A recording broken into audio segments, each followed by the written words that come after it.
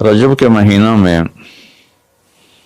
اللہ تعالیٰ کے نبی کو اللہ تعالیٰ نے اپنے پاس بلایا، جس کو ہم معراج کہتے ہیں، شب معراج، لیلۃ المعراج، اور اس کے لیے اہتمام بھی کیا جاتا ہے عبادات کا، خیرات کا۔ یہ اللہ تعالیٰ کی بہت بڑی قدرت میں سے ایک چھوٹا سا نمونہ تھا کہ 3 کپڑوں میں اٹھایا اور سارے خلا کے پردوں کو چاک کروا کے 7 آسمان کے دروازے کھلوا کر سدرۃ المنتہا پہ جبریل کی بھی بس ہو گئی کہ اس کے آگے اتنا بھی اوپر گیا تو جل کے راکھ ہو جاؤں گا، تو اس سے اوپر آپ تشریف لے گئے، اور پھر عرش خوشی سے جھوم اٹھا، اہتز عرش الرحمن، عرش خوشی سے یوں جھوم رہا تھا۔ خوشی میں انسان بے خود ہو کر جھومنے لگ جاتا ہے، تو اللہ کا عرش جھومنے لگا آپ کی آمد پر، اور پہلی ہستی ہیں جن کا قدم اللہ کے عرش پر پڑا، اور اللہ تعالیٰ اور اللہ کے محبوب کے درمیان جتنے نور کے پردے تھے اللہ نے سب ہٹا دیے، اور السلام علیک ایھا النبی ورحمۃ اللہ وبرکاتہ۔ اللہ تعالیٰ نے ایسا خوبصورت سلام پیش کیا، تو اللہ کے نبی پہ قربان جاؤں، انہوں نے اپنی امت کو بھی شریک کر لیا، السلام علینا وعلی عباد اللہ الصالحین، اللہ ہمارے اوپر بھی سلام ہو آپ کا، اور جو میری امت کے نیک لوگ ہیں ان پر بھی آپ کا سلام ہو، آپ کی رحمت ہو۔ تو معراج کا واقعہ اسباب کے خلاف ایک انتہائی عجب اللہ کی قدرت ہے، اور اس میں ایک چھوٹی سی بات عرض کروں کہ جب آدمی پس جاتا ہے نا اور کہتا ہے متی نصر اللہ، یا اللہ تیری مدد کہاں ہے، تو پھر اللہ کی طرف سے جواب آتا ہے الا ان نصر اللہ قریب، بے شک میری مدد قریب ہے، آ رہی ہے۔ یہ واقعہ طائف کے بعد پیش آیا ہے، جب آپ بے بس ہو گئے تھے، پتھر کھا کے شدید زخمی ہوئے، پھر آپ مکہ تشریف لائے تو باہر ٹھہر گئے، اندر آنے کی آپ کی سکت نہیں تھی، اور آپ نے زید ابن حارثہ کو اخنس بن شریک کے پاس بھیجا کہ مجھے پناہ دو، میں مکہ میں داخل ہونا چاہتا ہوں، تو اس نے انکار کر دیا، کہا میں نہیں پناہ دیتا۔ پھر اپنے سہیل ابن عمرو کو پیغام بھیجا کہ مجھے پناہ دو، اس نے بھی انکار کر دیا۔ پھر ایک اور عرب کے سردار تھے، ان کو پیغام بھیجا، غالباً صفوان بن امیہ کو پیغام بھیجا کہ مجھے پناہ دو، تو انہوں نے بھی انکار کر دیا۔ تو پھر آپ نے مطعم بن عدی کو پیغام بھیجا، ان کے بیٹے جبیر صحابی بنے، تو مطعم بن عدی کو پیغام بھیجا تو وہ اپنے بچوں کو لے کر باہر گیا، اور اللہ کے نبی کو اپنے بیٹوں کے ساتھ لے کر مکہ میں انٹر ہوا، حرم شریف میں آ کے اعلان کیا آج کے بعد محمد بن عبداللہ صلی اللہ علیہ وسلم میری پناہ میں ہے، انہیں کوئی ٹچ نہیں کر سکتا۔ ابو جہل نے کھڑے ہو کر کہا تم یہ اس کا کلمہ پڑھ کے کہہ رہے ہو یا اپنی سرداری کے زوم پر کہہ رہے ہو، اپنی سرداری کے بلبوتے پر؟ اور کہا نہیں، میں نے اس کا کلمہ نہیں پڑھا، جو اللہ نے مجھے سٹیٹس دیا ہے اس کی وجہ سے کہہ رہا ہوں۔ کہ پھر ٹھیک ہے، ہم ان کو کبھی ٹچ نہیں کریں گے۔ اس قدر حال سنگین ہو گیا تھا، اور کبھی آسمان کے فرشتے نہیں روئے سوائے 2 جگہ۔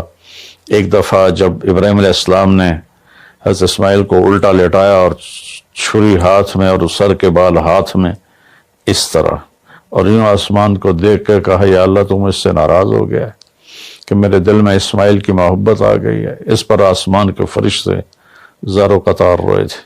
اور ایک جب ہمارے نبی کو پتھر پڑے اور پڑھتے پڑھتے بے ہوش ہو کے گر گئے، اس وقت 7 آسمان کے فرشتے روئے تھے، اور پھر ملک الجبال حاضر ہوا، یا رسول اللہ اجازت ہو تو ان کو ایسے پیس کے سرما بنا کے رکھ دوں، ان اطبق علیہم الاخشبین۔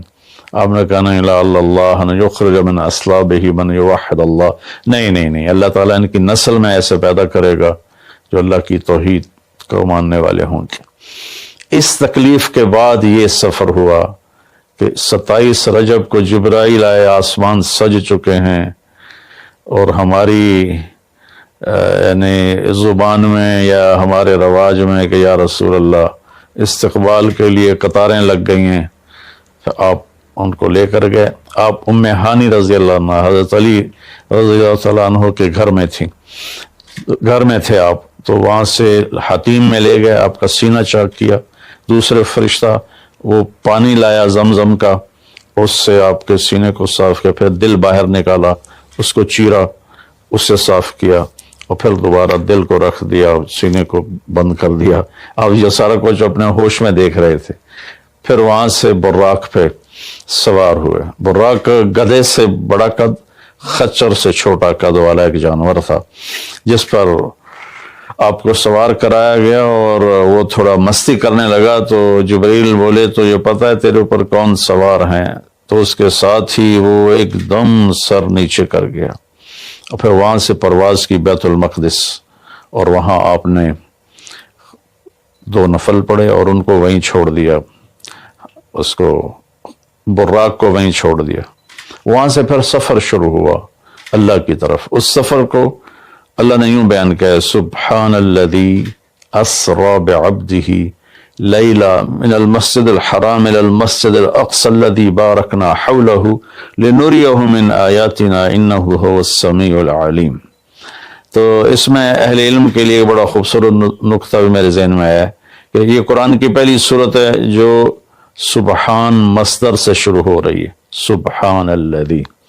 پھر اس کو آگے لے جا کر اللہ تعالیٰ نے مصدر کے بعد فعل ماضی ہوتا ہے تو سبح للہ ما فی السماوات والارض کے ساتھ شروع کیا، تو مصدر آیا، ماضی آیا، ماضی کے بعد مضارع ہوتا ہے، فیوچر ہوتا ہے، مستقبل ہوتا ہے، تو یسبح للہ ما فی السماوات وما فی الارض الملک القدوس العزیز الحکیم۔ پھر اس کے بعد امر کا صیغہ ہوتا ہے تو سبح اسم ربک الاعلی الذی خلق فسوی۔ یہ قرآن کا اعجاز ہے، قرآن کی خوبصورتی ہے، قرآن کی بلاغت ہے۔ سبحان، سبح، یسبح، سبح۔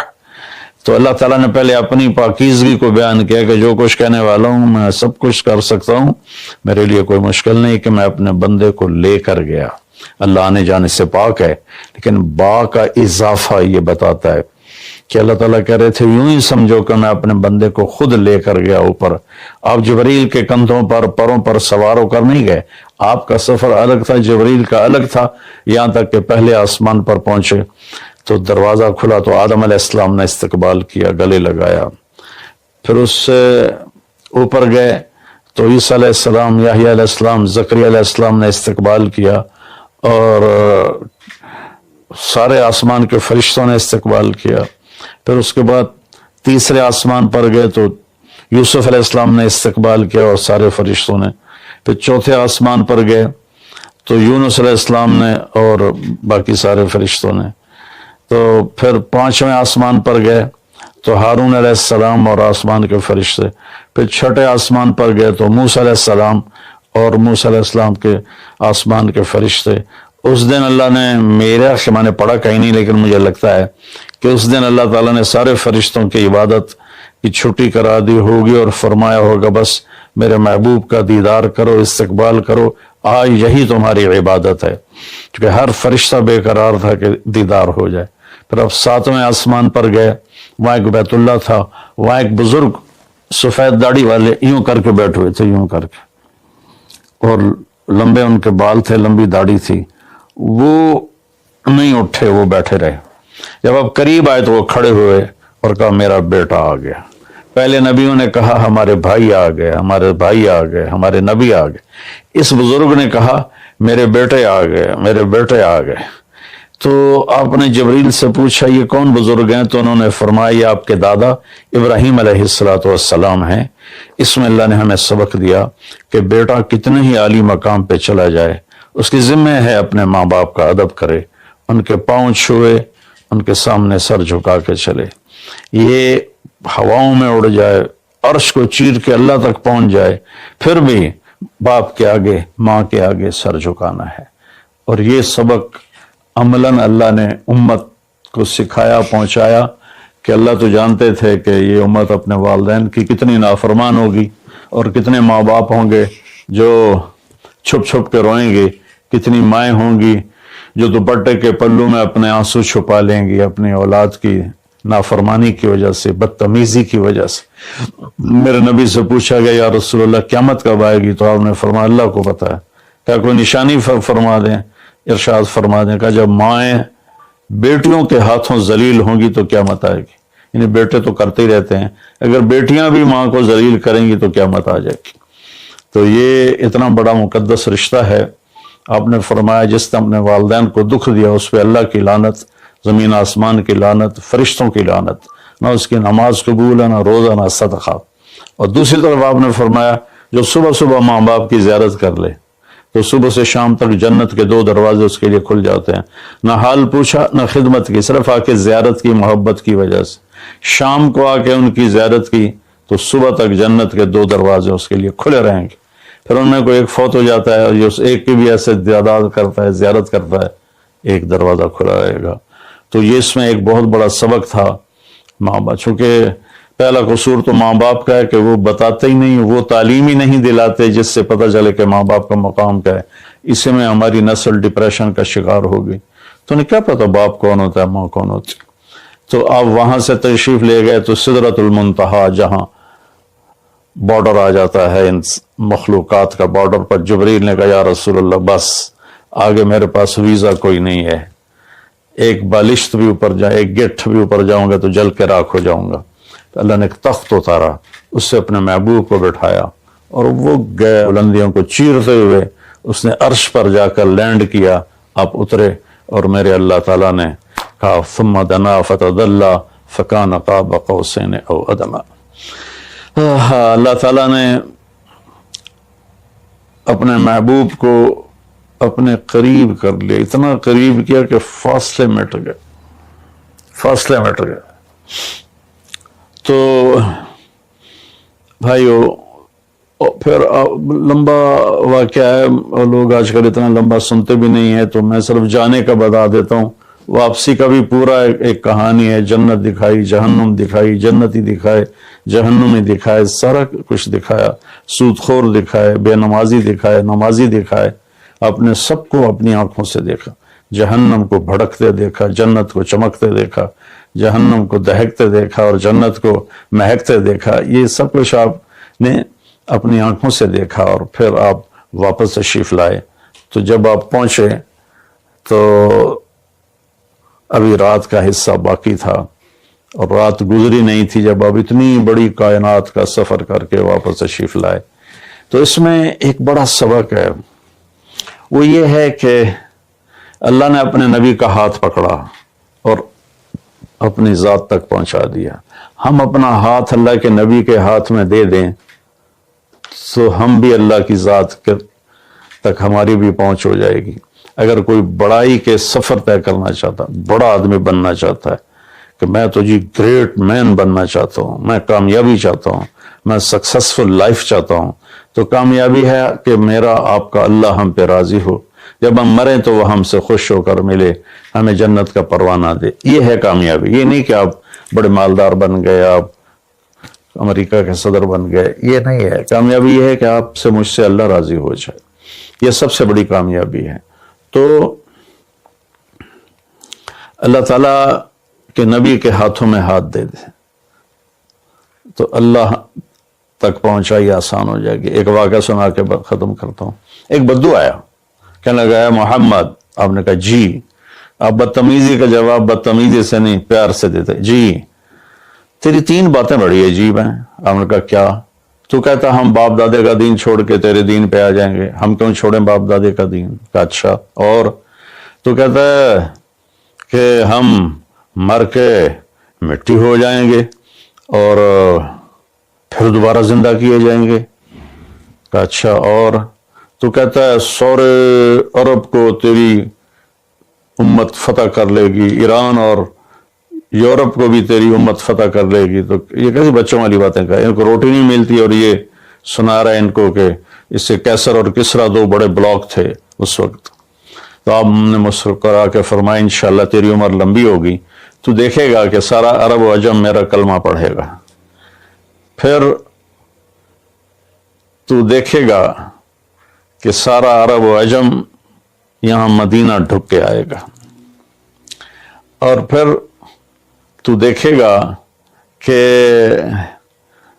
اللہ تعالیٰ قیامت کے دن تجھے بھی کھڑا کرے گا، مجھے بھی کھڑا کرے گا، اور میں تیرا ہاتھ پکڑ کے تجھے یاد دلاؤں گا کہ ہو گیا یہ زندہ ہونا کہ نہیں ہوا۔ تو وہ کہنے لگا نہیں میں نہیں مانتا، تو چلا گیا۔ اس نے پھر ابوبکر صدیق کے دور میں دیکھا سارا عرب فتح ہو گیا، کہنے لگا پہلی بات تو پوری ہوگی، ساری قوم نے کلمہ پڑھ لیا۔ حضرت عمر کا زمانہ آیا تو کیسر اور کسرا پٹ گئے، تو کہنے لگا دوئی گل بھی پوری ہوگی، ہن باویں تری ہو ہی نہ جاوے کدائیں، چلیے بھائی کلمہ پڑھیے۔ تو وہ وہاں سے اپنے علاقے سے آیا، حضرت عمر کے دربار میں آ کر اس نے کلمہ پڑھا۔ جب وہ آپ کی محفل میں آتا آپ اس کے لیے کھڑے ہو جاتے، بڑا اکرام کرتے۔ تو ایک دفعہ فرمایا کہ تم دیکھتے ہو میں اس بدو کا بڑا اکرام کرتا ہوں، میں اس محفل میں تھا جس میں اللہ کے نبی نے کہا تھا کہ رہے گی تیسری بات تو تیرا ہاتھ پکڑ کے بتاؤں گا کہ ہوئی کہ نہیں ہوئی، ہم مر کے زندہ ہوئے ہیں کہ نہیں ہوئے، اور قیامت کا دن جس کا ہاتھ